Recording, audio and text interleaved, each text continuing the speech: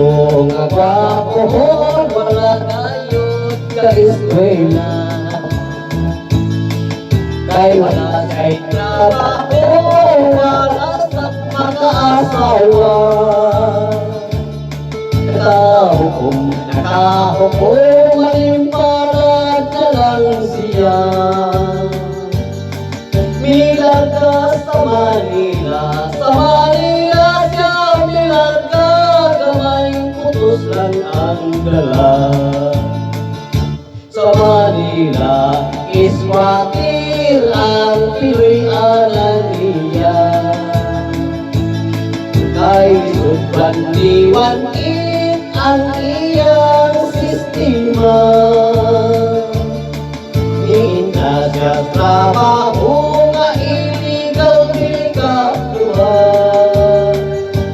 Nahimo siyang drug pusher, nahimo siyang drug pusher sa sabog marijuana.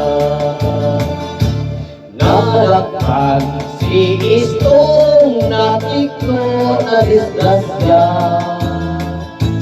Gidanas munting lumabay anyos ang sentensya.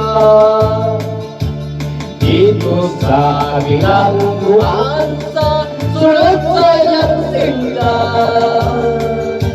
Mga adlaw di balaway, lawas di batik patikan, kidluwing-luwingan pa.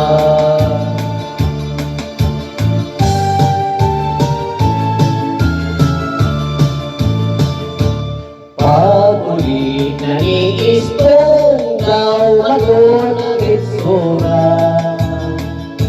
Inikubo sa siliya, lawas daw karatula. May tato nga akong bitin sa bugan o sa paa. Sa likod may agila, sa dughan na dunay krus, may ginuog na lupa. Kapait, di ay kung mabilanggo ka. Sa trabaho ay mulawak, kay naging napriso ka. Bukod siya mangulitaw, sa naib kang dalaga.